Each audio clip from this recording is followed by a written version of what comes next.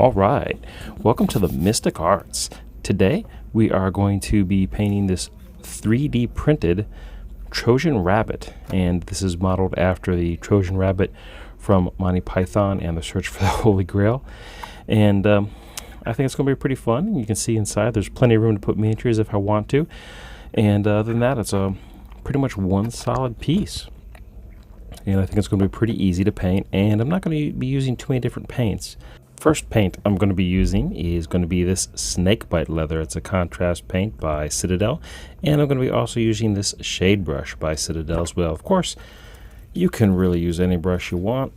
I just decided to use this bigger brush because it was the first one I grabbed, and it allowed me to put on this contrast paint pretty quickly, and that's what you want when you're doing something big like that. You want a larger brush that you can fill up so it doesn't take you quite as much time to apply the paint.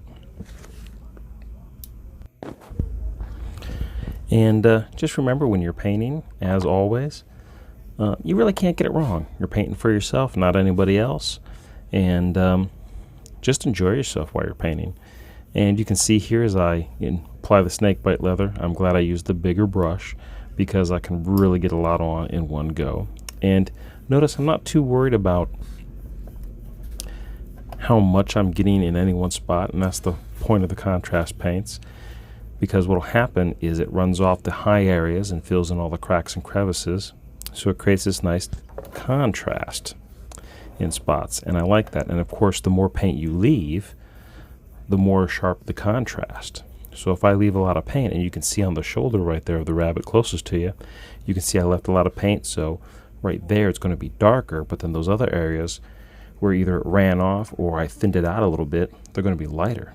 And it's going to be a pretty neat looking effect. Now, Snakebite Leather itself, this has got a lot of uses. I've used it for wings, I've used it for wood, I've used it for all sorts of different things. I used it for the hide of a chitinous hide for some kind of strange insect-like creature from Star Frontiers called a Queequeg, and that turned out really, really good. I really love that.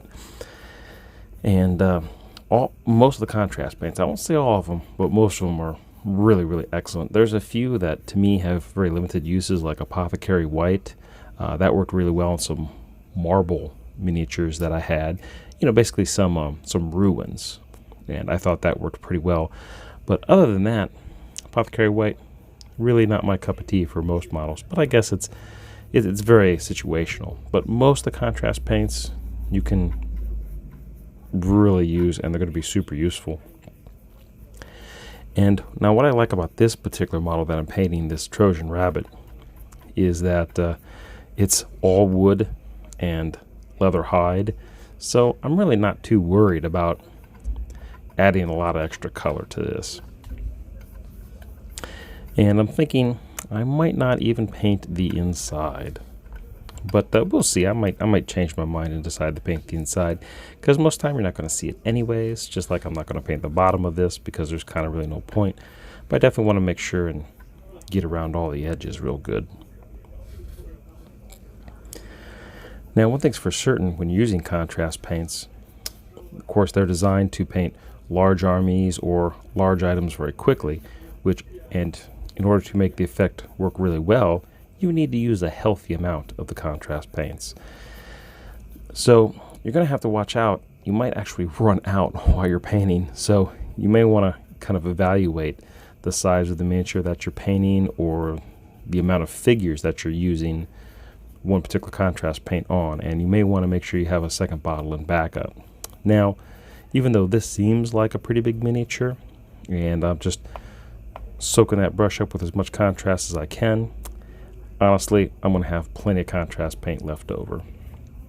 But it's just something you want to think about, because you don't want to be in the middle of a rhythm and painting one of these models and then suddenly you run out of paint. That is not fun, and it happens to everybody. It doesn't matter if you're a new painter or a highly experienced painter. You're just going to be in the zone, and then you run out of paint. And there's nothing more annoying than running out of paint and having to run to your local game store. And it's one thing if you own the store, it's another if you're 5 minutes down the road, it's another if you're 45 minutes from your nearest game store. And then, of course, you got to go when they're open. So always keep that in mind. See, so I popped open, looks like I popped open this little door here, and so far, everything's looking pretty good on it. The trickiest part about this model is, or actually painting anything, is holding it while you're trying to apply the paint. Now, with this, since it's so big, I can actually pretty much hold the ears for the most part and kind of maneuver them wherever I need to and keep them steady. Smaller models is a little more difficult, so of course, I always recommend a good paint handle, unless you don't mind getting your fingers all painted up. Now, if your figures already have a base to them, well, then you can just hold them by the base. But I do really recommend a paint handle. Plus, also, once a figure is already on a paint handle, you can easily set it down and then pick it back up again. And if it's already based, you know, you really don't have to worry about getting paint on your hands. But inevitably, you will. And you can see how quickly this is pretty well coming together. It doesn't take me very long at all. You can tell that I'm actually trying to keep the contrast paint a little thinner from the neck up, just to kind of maybe show that it's the hide versus the lumber used to construct it, but I'm not really too worried. I did take a look at some other models like this that had been painted previously, and then I also looked at some of the clips from the movie Monty Python and the Search for the Holy Grail, and they're all pretty much about the same. Some have some definition with the hide where it definitely looks like it's more of a gray hide or a much lighter color. A lot of them are just kind of like this flat brown all over the place, and I figured with this contrast I'll just paint it on real thin and just do that, and I think I'll be happy with the end result. Plus, you know, obviously the way this thing looks, you can tell already that in the fantasy world this thing was not made by artisans of the highest grade. I mean, it's a bunch of guys with some axes and swords cobbling this thing together last minute and throwing some hide over the top and making it a big rabbit.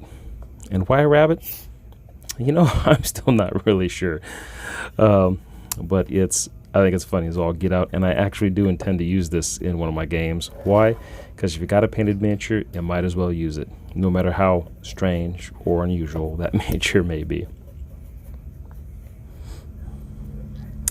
So I'm definitely getting to the end point here on this model, and it's not taking me long at all. And see, now I'm going to stick my fingers down in here and just kind of hold the model while I finish off the ears. This is probably I'll say the hardest part, because there's a lot of little ridges, and it's easy to miss. Even from this vantage point, I can really see I'm still missing some of the spots. You can see some of the primer through the paint. And even though the contrast flows pretty well and gets in all the cracks and crevices, you still really want to go back and double check.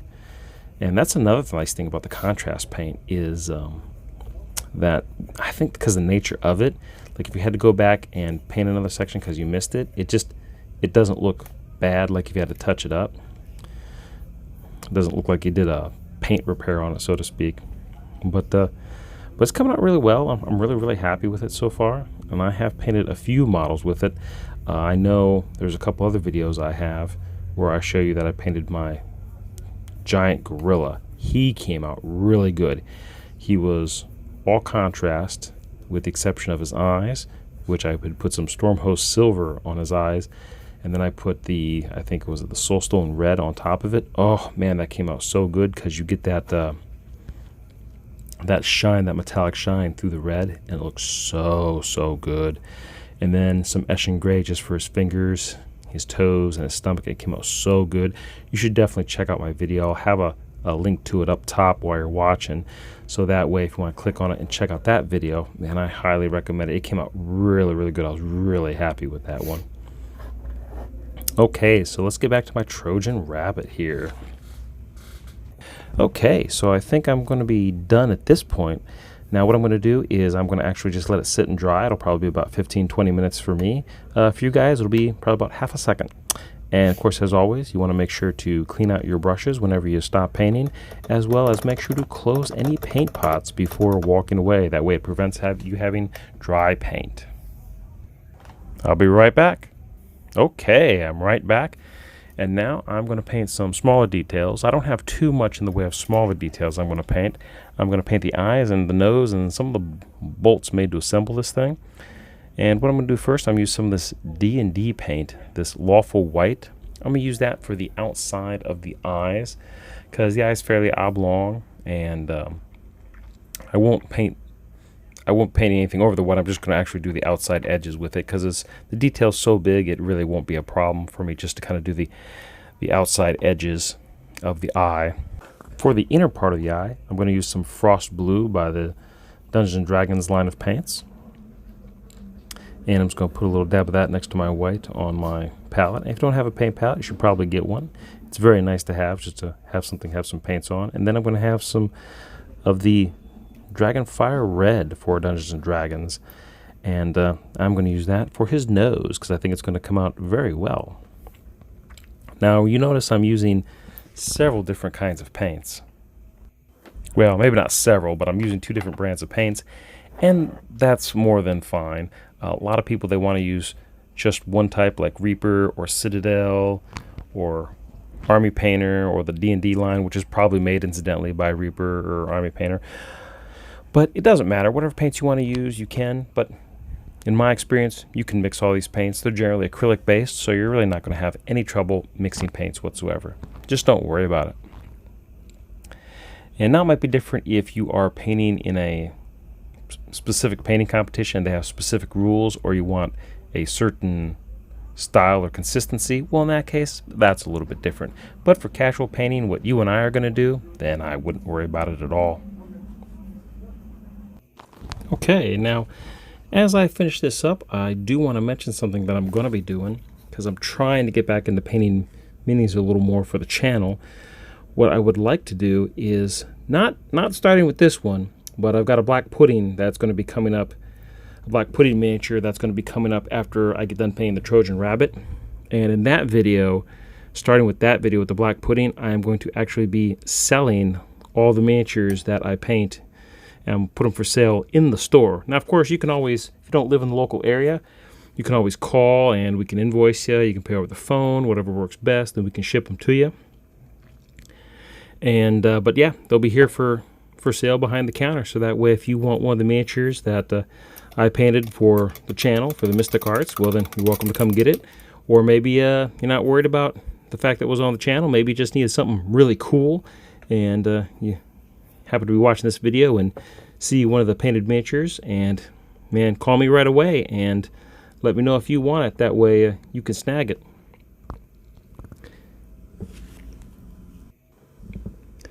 Yeah, I just decided to do that. I thought it'd be just kind of cool because I know some people like that kind of thing. And honestly, I have so many pre-painted miniatures and so many miniatures I've already painted over the years.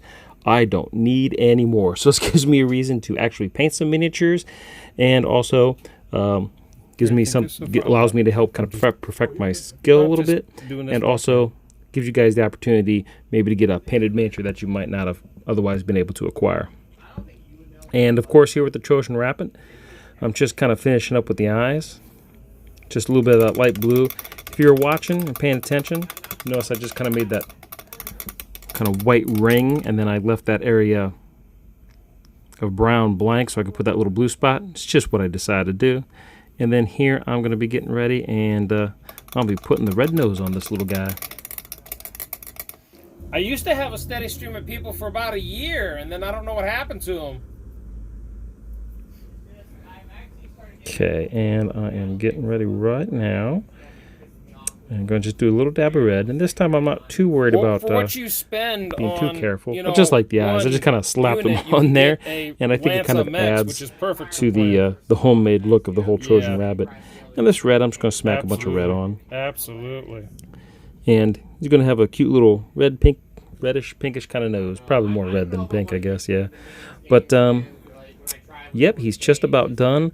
I really should base him, and I want to base him and put a lot of mud and everything around him. I would probably use well, that's why sometimes some I push sterling mud to the lore itself, or not the lore, but the from RPGs. Games Workshop, because all the technicals it's all the technical Earth stuff, like Grelin Earth and Sterling Minis Mud. Gaming's a lot different than doing Martian the RP Iron version. Earth. Oh my gosh, they're really, really good. And I've actually got a sample of these already pre-painted onto bases, so if you ever come by the shop sometime and you want to see what they look like, just come in and ask, and we'll show you how they look painted on a base. I mean, these textures are great, and it's more than just paint. You could buy the old books they if you crack, find them, and then just they look like mud, and there's like grit and rocks in them and stuff. It's pretty impressive. They're really nice. I really like all those kind of earthy technicals for the bases.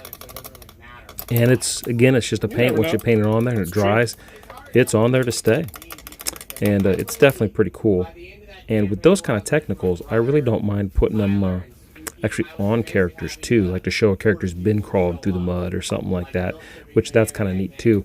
I put some on back of a 3D printed Trask I've got just to add a little bit of texture. I thinned it out, and it came out looking really, really good, and I liked it. And then I painted over it with yet another color and another contrast, and oh man, it looks so good. It just gives this natural to the hard chitinous back of the Trask. It just gives this more texture and depth, and it just looks really, really good, which I need to finish that, so maybe I'll finish that on an upcoming video. But the Trask won't be for sale. And again, this Trojan Rabbit is not going to be for sale. It's just kind of for my personal collection. And here I put a little bit of, I think it was Retributor armor, and just kind of giving them just a little bit something extra to look at, just kind of break up the monotony of all that dark wood. Yeah, you were like open to close, and it was pretty hard. You guys are pretty hardcore in all there. The bolts and stuff for the nails, brass, just cause.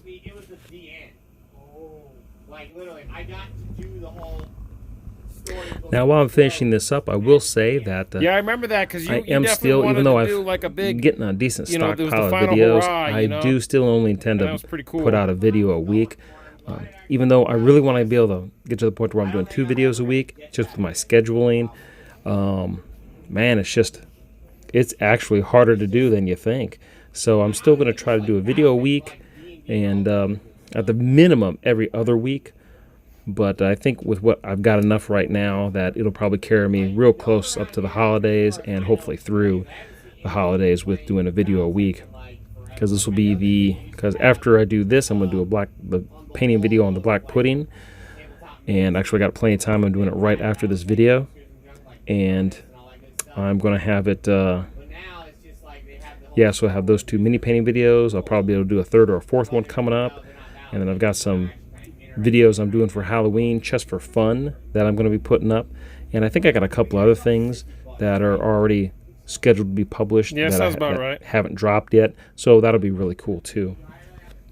But yep, I'm still going to just try and take it slow, just because I always want to be able to have something out there for everybody to look forward to. And again, I really, really, really want to keep putting out more videos with more frequency, but it does take a good bit of time and energy, and a lot of times at the end of the evening or even at the beginning of the day, sometimes things don't line up right, and sometimes, man, you just don't feel like doing it. But hazards of owning a small business, I suppose. But that's okay. I will definitely always be putting something out for you guys. And here I'm finishing up the last little bit of the bolts on the wheels there and the nails, and it's going to be pretty good. I'm really, really satisfied with the product for sure.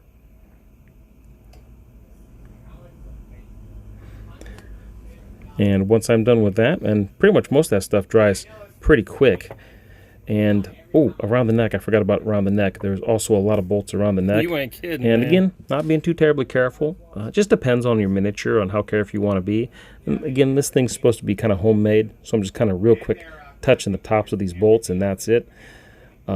Everybody thinks all these little details they can't do themselves. Man, it's super easy. I know you might say, well, it's super easy for you, Dave, because you do it all the time. Well, it's true. I do paint more than a lot of people get to paint, but also at the same time, you just saw what I did. I just put my brush in some of that Retributor armor paint and just literally dabbed the top of each one of those little bolts or nails and just left it at that. I mean, that's all you really need. And you have to remember too, when you're painting, the model is right up in your face, and it's easy to second guess yourself or say, well, that's not good enough. Oh, that detail's awful. Or I got some paint in a spot I didn't need to get it, and I need to fix it. But what you have to do is you have to put it out arm's length, put it on the table like you're actually going to be playing with it. It looks 100 times better. It really does. Again, if you're doing a painting competition, that's completely different.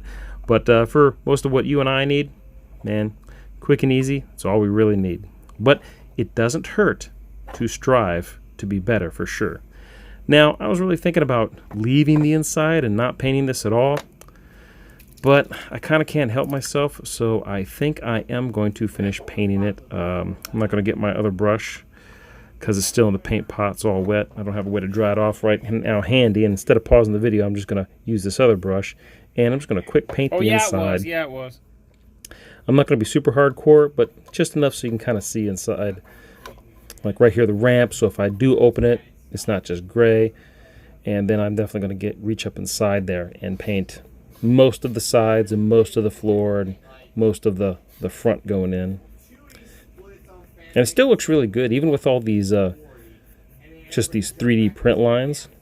It really kind of disappears with the paint, and you're really not going to notice, and no one's really going to care. If you really notice this stuff while you're playing and gaming and you make a big deal out of it, you're really kind of worrying about the wrong thing. You really should be playing D&D, not really worrying about, well, I can see the 3D print lines. That doesn't really matter to me. But I found that most people really don't worry about that kind of thing. They're just happy to see it out there. And if you own that particular miniature, you're just happy that it's got paint on it. And that's me. I'm just happy that it's got paint on it. And it just, even just the littlest bit of paint makes all the difference in the world. You know, a quick prime with black, you add a little highlights, you spend 10 or 15 minutes on it, man, you got a painted miniature and they're ready to go. Sure, you can make it better, but, you know, again, it doesn't take much just to show what the miniature is. You know, quick bit of flesh tone on the hands and the face, highlight the sword, maybe a couple buckles and a belt, you know, then maybe highlight a cape, and then you're done. It really doesn't take too much at all. Of course, it leaves a lot to be desired, sure, but you can always, what's nice is, once you've got the miniature once you've got the miniature painted, once you've got stand corrected, once you have the miniature primed, then you're ready to go. You can really pick up and paint it anytime. You could sit there. I would encourage you to sit out, and on a day that you want to paint a miniature, when you go to prime it, don't just prime one, prime like 10 miniatures or 15 miniatures. Do it all in one go. And if that takes up all your painting time, well, then that's fine, because now you've got 10, 15, 20 miniatures primed, ready to go, and whenever you're ready, you could not be able to sleep at 3 o'clock in the morning. You wake up, you turn on a light, you spend 20 or 30 minutes painting a miniature, and then you go to bed. That's all you need. You just, as long as it's primed, man, you can paint anytime, because acrylics, you're not making any noise, you're not waking anybody else up in the house, it doesn't stink, and you're good to go. And there we go. We're all done with my Trojan Rabbit, and I left a little bit inside to be painted, but again, not really worried about it. No one's really going to see it anyways. Well, I'm Dave Hunt, owner of GameMasters Guild, telling you to stay safe, play great games, and I'll see you real soon.